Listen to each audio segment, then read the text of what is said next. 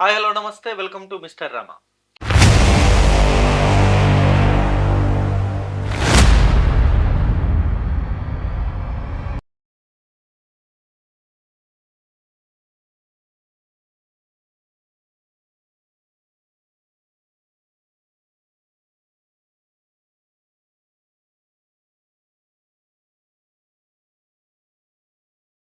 So మొత్తానికి ఈ railway Koduru Janasena MLA నిజంగా ఇప్పుడు అంటే ఆ వీడియో బయటకొచ్చిన తర్వాత వైఎస్ఆర్‌సీపీ పార్టీ ఏదైతే ఇప్పుడు వీడియో రిలీజ్ చేసిందో, ఆ వీడియో రిలీజ్ చేసిన తర్వాత మేబీ జనసేన పార్టీ దీన్ని ఎలా డిఫెండ్ చేస్తుందో తెలీదు. ఇప్పుడు ఆయన ఆరవ శ్రీధర్ ఎలా దీన్ని ఖండిస్తాడో తెలీదు. మొత్తానికైతే రచ్చ అయితే మామూలుగా లేదు. అది ఈవెన్ జన సైనికులైతే ఒకటి కోరుకుంటున్నారు.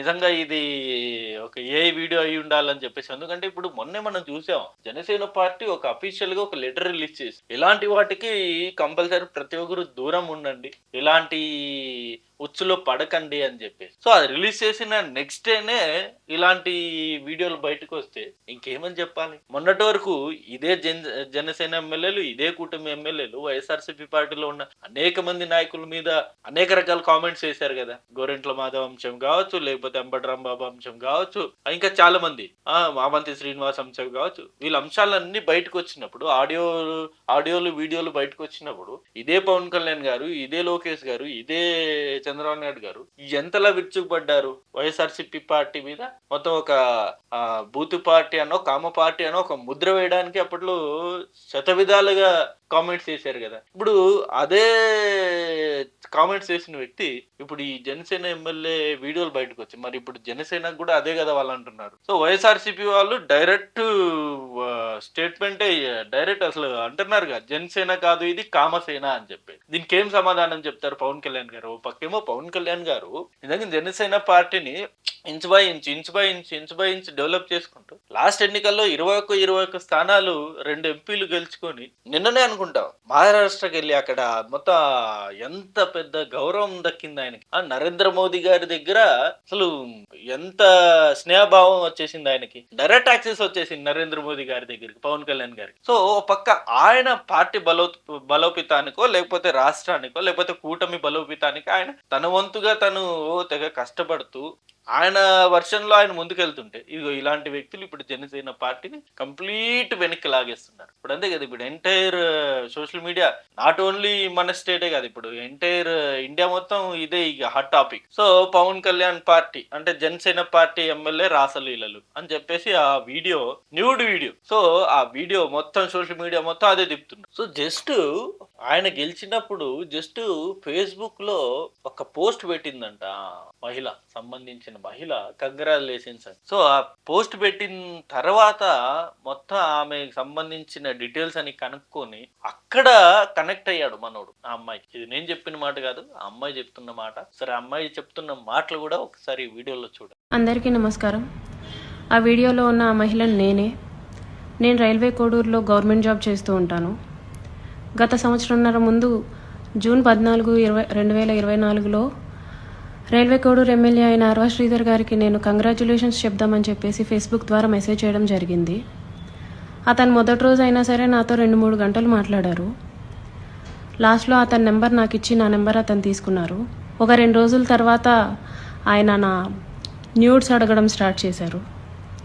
వీడియో కాల్స్ చేయని చెప్పేసి బలవంతం చేయడం స్టార్ట్ చేశారు. ఇదంతా కరెక్ట్ కాదండి అనేసి నేను అన్నప్పుడు అతను చాలా ఫాస్ట్గా టర్న్ అయిపోయి సీరియస్ అయిపోయి నన్ను బెదిరించడం జరిగింది.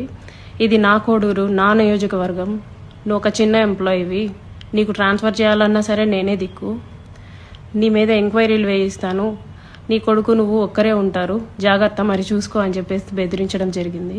జూలై 9, 2024లో ఫస్ట్ టైం కలిశాను అతన్ని. ఆయనే వచ్చేసి కారులో మా ఇంటి దగ్గరికి వచ్చి పిక్ చేసుకొని కడప రూట్ వెళ్దాం, కడప దాకా వెళ్దాం అనేసి చెప్పారు.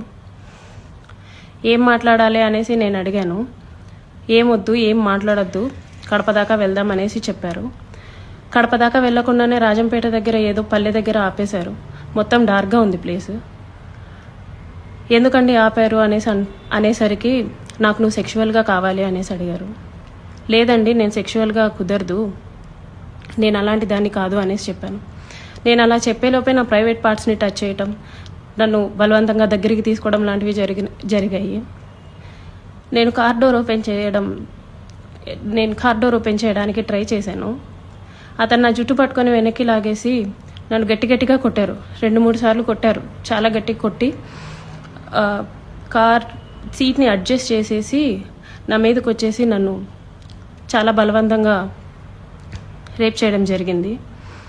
నేను అరవడానికి ట్రై చేస్తుంటే నన్ను చాలా గట్టిగానే కొడుతూ వచ్చారు. అలా నా మీద ఫస్ట్ అటెంప్ట్ జరిగింది. నన్ను ఇంటి దగ్గర డ్రాప్ చేసి నేను దిగుతున్న టైంలో, నువ్వు ఈ విషయం ఎవరికైనా చెప్పినా సరే నువ్వు కొలాప్స్ అయిపోతావు, నీ ఫ్యామిలీ కొలాప్స్ అయిపోతుంది, స్పాయిల్ చేసిస్తాను అని చెప్పేసి నాకు చెప్పడం జరిగింది. నేను ఆ భయంతో ఇంటికి వెళ్ళిపోయాను. నేను మా బాబే ఉంటాము.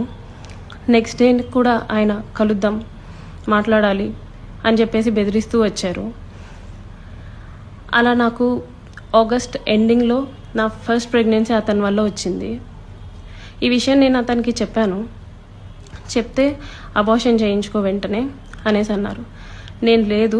నేను అబార్షన్ చేయించుకోవట్లేదు, నీ వల్ల నాకు ఇంత జరిగింది, నేను అబార్షన్ చేయించుకోవట్లేదు అంటే అప్పటికి నన్ను బెదిరించారు. నువ్వు అబార్షన్ చేయించుకుంటే నువ్వు బ్రతుకుతావు, నీ ఫ్యామిలీ బాగుంటుంది, నీ ఉద్యోగం బాగుంటుంది, లేకపోతే నా గురించి నీకు తెలుసు అని చెప్పేసి చెప్పడం జరిగింది. నేను అబార్షన్ చేయించుకోను, ఎట్టి పరిస్థితుల్లో అబార్షన్ చేయించుకోను అనేసి నేను వాదించాను. ఒక 2-3 సార్లు 2-3 రోజులు నన్ను బాగా బెదిరించి తర్వాత అష్యూరెన్స్ ఇచ్చారు. సరే, నీ భర్తకి నువ్వు విడాకులు ఇచ్చేసి నేను నిన్ను పెళ్లి చేసుకుంటాను, మీరు ఎలాగా దూరంగానే కదా ఉంటారు, నేను నిన్ను పెళ్లి చేసుకుంటాను, నీ భర్తకి నువ్వు విడాకులు ఇచ్చేసి అనేసి అన్నారు. అప్పటికి నేను ఒప్పుకోలేదు. అబార్షన్ చేయించుకో, ఇది అయితే ఫస్ట్ అబార్షన్ చేయించుకో అని చెప్పి నమ్మించడానికి నేను నిన్ను పెళ్లి చేసుకుంటాను అనేసి నాకు చెప్పారు. ఇట్స్ బీన్ 20 days అతను నన్ను వదిలేసి. ఈ 1.5 సంవత్సరం నేను నరకం చూశాను అతని వల్ల, చూడాల్సిన నరకం అంతా చూశాను. నాకు ఇప్పుడు న్యాయం కావాలని చెప్పేసి నేను కోరుకుంటున్నాను, దాని గురించి పోరాటం చేస్తున్నాను.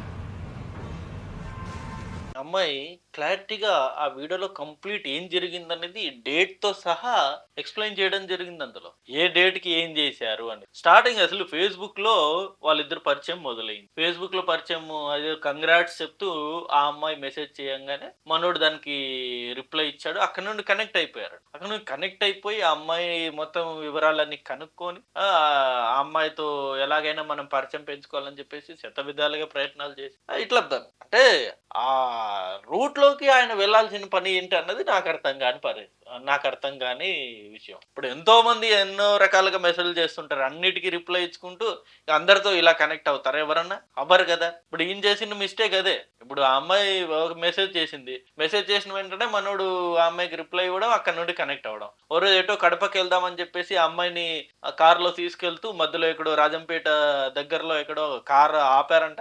కార్ ఆపిన తర్వాత ఆ కార్లోనే మనోడు ఆ అమ్మాయిని ఫోర్స్ చేసి ఆ రోజు అక్కడ అత్యాచారం చేశాడు. అమ్మాయికి చాలా క్లారిటీ చెప్తుంది ఇందులో, డేట్ తో సహా ఏ రోజు ఏం జరిగిందని. సో అక్కడ నుండి ఆ అత్యాచారం జరిగింది. అత్యాచారం తర్వాత కూడా ఎన్నో రకాలుగా మనోడు ఇబ్బంది పెట్టాడంట, లొంగాలని చెప్పాడంట.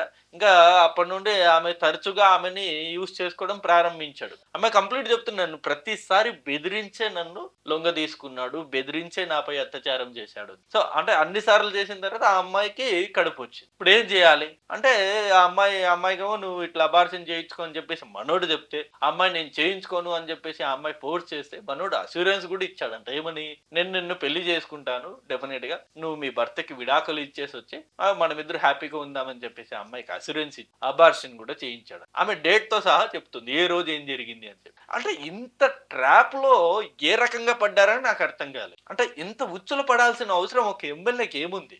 జనరల్ గా ఎవరో కాలేజ్ స్టూడెంటో లేకపోతే ఇంకోటి ఇలాంటివి చేస్తున్నాడంటే ఏదో తెలియని వయసు.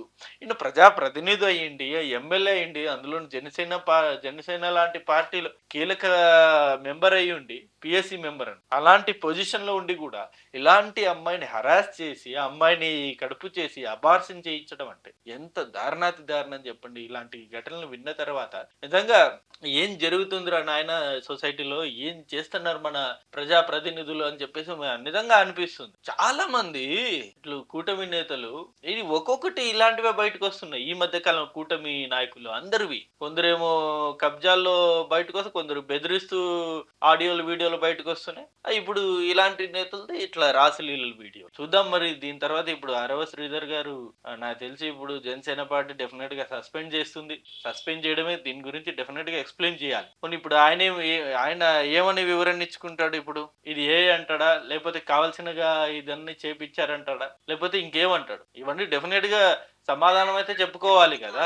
ఇవన్నీ మొత్తం ఏం జరగలేదు, ఎవరో కావాల్సినగానే చేశారని అయితే డెఫినెట్ గా చెప్పుకుంటారు. బట్ అది జనాలు ఎంతవరకు నమ్ముతారని తెలియని పరిస్థితి. చాలా చాలా అంటే చాలా కేర్ఫుల్ గా ఉండాలి. ఇప్పుడు సోషల్ మీడియా యుగం ఇది. గతంలోలా ఈ రోజు జరిగితే నెక్స్ట్ డే పేపర్ లో వస్తుంది, మనం మేనేజ్ చేయొచ్చు. ఆ యుగం కాదు ఇప్పుడు. క్షణాల్లో, ఇప్పుడు ఈ మినిట్ లో ఎక్కడో యూపీలో జరిగింది కూడా ఇక్కడ హైదరాబాద్ లో కూర్చొని, విజయవాడలో కూర్చొని సెకండ్స్ లో మన న్యూస్ చూసే పరిస్థితి, అంత స్పీడ్ ఉంది ఇప్పుడు మొత్తం ఎంటైర్ సోషల్ మీడియా నెట్వర్క్. ఇటువంటి బయటకు వస్తే ఇక ఊర్లో ఉంటారు జనాలు, చీల్చి చెండాడతారు. ఇప్పుడు ఆ వీడియో చూడండి, మొత్తం సోషల్ మీడియా మొత్తం అదే వీడియోనే. నాకు తెలిసి ఇది ఒక 2-3 రోజులు మొత్తం ఈ అంశం గురించే ఉంటుంది డిబేట్. చూద్దాం మరి అరవ శ్రీధర్ గారు ఆయన ఏమి వివరణ ఇచ్చుకుంటారు. నేనైతే అనుకుంటున్నాను మేబీ ఇదంతా ఒక ఫ్యాబ్రికేటెడ్ వీడియోను, ఏ వీడియో అయితే బాగుండు అని అయితే నేను అనుకుంటున్నాను. చూద్దాం మరి ఇది కన్క్లూజన్ ఏమవుతుందో. సో ఇది వీడియో అండి. ఈ అంశం మీద మీ అభిప్రాయాన్ని కూడా డెఫినెట్ గా కింద కామెంట్ రూపంలో తెలియజేయండి. Thank you for watching this video. Thank you.